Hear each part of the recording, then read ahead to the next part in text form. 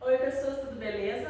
Espero que vocês estejam bem. E hoje a gente está preparado aqui para a nossa revisão da unidade 5, tá? Então, o título lá da unidade 5 era Conhecendo os Seres Vivos. Então a gente vai revisar aí os principais conceitos aí que a gente trabalhou nessa unidade, para vocês poderem fazer o formulário, tá?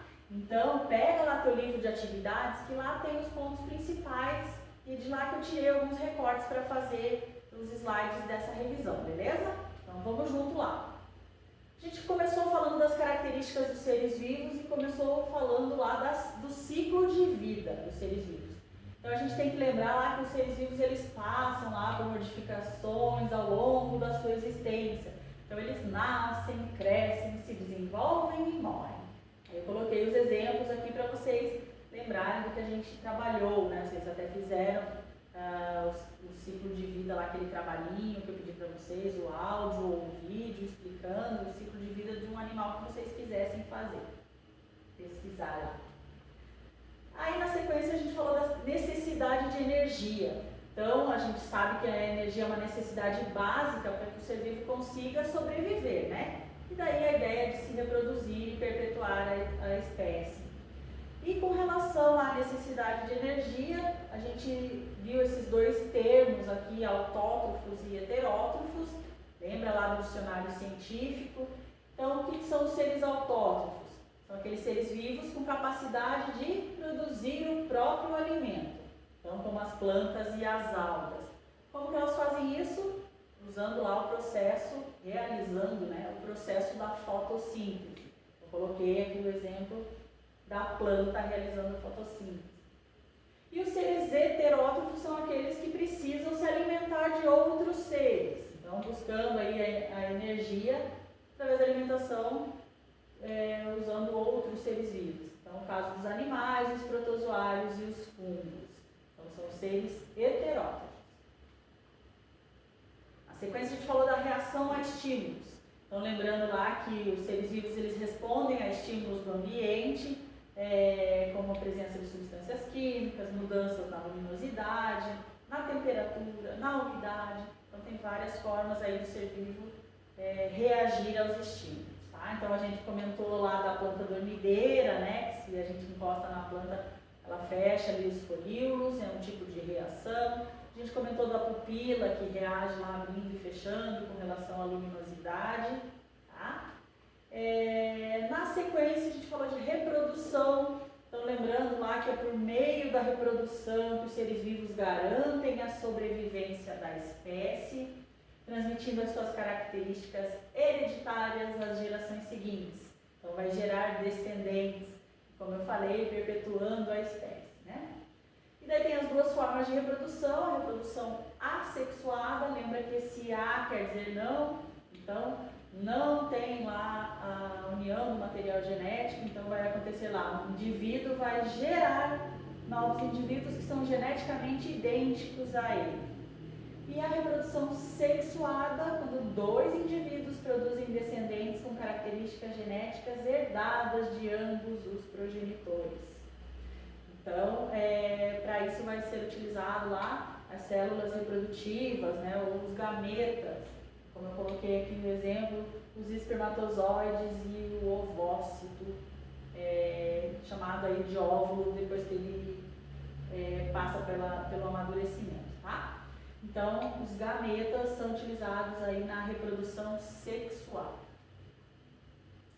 Aí, na sequência, a gente falou de organização celular. Então, lembrando que as células são as unidades estruturais e funcionais presentes em todos os seres vivos. E a gente comentou que a única exceção são os vírus, né? Que os vírus são acelulares. Então, eles não têm célula, não são formados por células. E daí a grande questão lá na comunidade científica, né? O livro didático de vocês traz que eles são considerados seres vivos, mas tem um grande grupo também de cientistas que diz que eles não são considerados seres vivos, tá? Então, vírus acelulares, os demais possuem células, são formados por células. Então, a gente tem lá os seres que são unicelulares, formados por uma única célula, como as bactérias e os protozoários. Os multicelulares, então por diversas células, como os animais, as plantas e a maioria dos fungos. E aqui nesse exemplo que eu coloquei para vocês, então a gente tem unicelular, né, bactéria, unicelular o protozoário, e aí multicelulares os animais, tá? E depois aí com relação ao tipo da célula, se a célula é procariótica ou eucariótica. Então, como que fica a organização da célula? Então, a célula procariótica é aquela que não tem núcleo. Lembra lá que o material genético está disperso no citoplasma. Então, esses seres lá que são formados por esses tipos de células são seres procariontes, como as bactérias. E a célula eucariótica é aquela que tem o núcleo. Então, tem a membrana nuclear lá protegendo o material genético. Então, os seres que têm essas células são os seres eucariontes. Então, são os animais, as plantas, os protozoários e os fungos. Então, esses exemplos aqui, então, esses 3 exemplos são seres eucariontes, tá? Então, protozoários e animais, seres eucariontes. E as bactérias, seres procariontes. Então, falando em seres procariontes, tem um exemplo aqui, né, da célula que é procarionte, né, ou procariótica, porque ela tem o material genético disperso aqui no citoplasma. Tá? Aí tem um exemplo de uma célula eucarionte ou eucariótica. Então, os seres que têm esse tipo de célula são os seres eucariontes. E essa é a célula eucariótica, porque tem o núcleo ali, o material genético está lá dentro do núcleo. Outro exemplo aqui é a célula vegetal, que é uma célula eucariótica. Portanto, as plantas são seres eucariontes, né? Então, o material genético também fica dentro do núcleo aqui. E aí a gente relembrou as partes lá das células, né, das células eucarióticas. Então, tem membrana plasmática, que é o revestimento externo, é a membrana plasmática que vai selecionar lá o que entra e que sai das células. É uma barreira ali que vai selecionar e vai proteger a célula, né? Aí tem o citoplasma, que é aquela área gelatinosa que está entre a membrana e o núcleo. É no citoplasma que ficam as organelas lá, são aquelas estruturas que têm as diversas funções.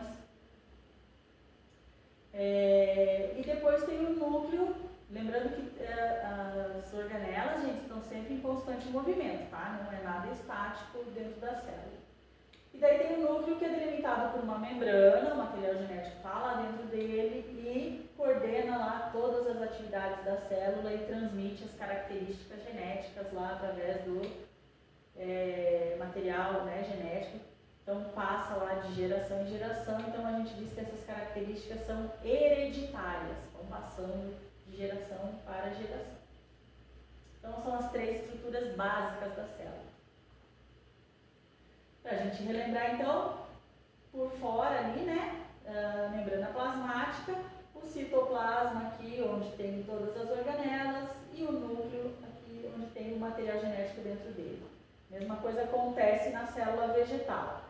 Só que, por fora ainda da membrana plasmática, tem essa parte verde aqui que é a parede celular, tá? Mas a célula vegetal também tem membrana plasmática, tem o citoplasma e o núcleo com o material genético. Então, já que eu falei da parede celular, vamos falar um pouquinho das diferenças entre as células animal e vegetal. 3 estruturas aqui que são exclusivas da célula vegetal. Então, eu falei já a parede celular, que é essa parte mais rígida, que é feita, né, de celulose. Então, ela dá sustentação à célula vegetal. Os vacúolos, né, que são aquelas grandes bolsas lá de armazenamento de substâncias, então também só tem na célula vegetal. E os cloroplastos, extremamente importantes ali, porque são as organelas que realizam a fotossíntese, tá? Então, as 3 estruturas que tem somente na célula vegetal. E aí, vamos falar um pouquinho das organelas. Então, a gente vai falar das mitocôndrias. Vamos relembrar que responsáveis pela geração de energia. Então, elas realizam a respiração celular para produzir aí a energia que a célula precisa para realizar as suas funções. Tem uma membrana externa, uma membrana interna, então tem um desenho, a imagem lá no livro de atividades de vocês. Os ribossomos, que são os pontinhos aqui no nosso desenho, né? Que são responsáveis pela produção de proteínas, então ribossomos, produção de proteínas.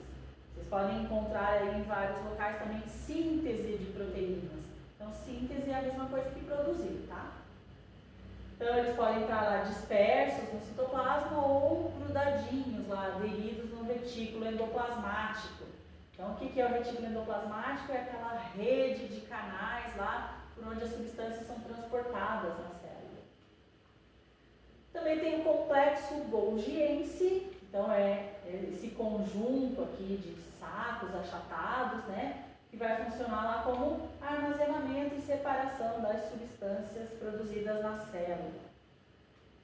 E os lisossomos, que a gente comentou lá, que são bolsas membranosas, que são responsáveis lá, a gente fala, pela digestão na célula. Então, os lisossomos realizam a degradação de moléculas grandes em menores. Então, é a digestão celular. Na sequência, a gente falou dos níveis de organização dos seres vivos. A gente comentou lá do átomo, né, de forma molécula, porém, vamos seguir essa parte aqui que é importante nessa fase que a gente está estudando, tá? Então, começando com a célula. Lembra que célula elas vão se unir lá e vão formar os tecidos, conjunto de tecidos, os órgãos, conjunto de órgãos, sistema, e os sistemas agindo aí de forma integrada formam o organismo. Então, tem um exemplo aqui do neurônio lá, que vão formar lá o tecido nervoso, o órgão, por exemplo, aqui está mostrando o cérebro, né? Mas tem o bulbo aqui encefálico também, o cerebelo,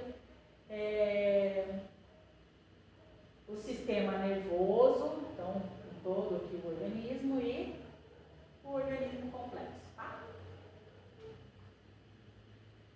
E aí a gente falou também a separação lá dos tecidos, né? Como que são classificados os tecidos que formam lá o organismo humano.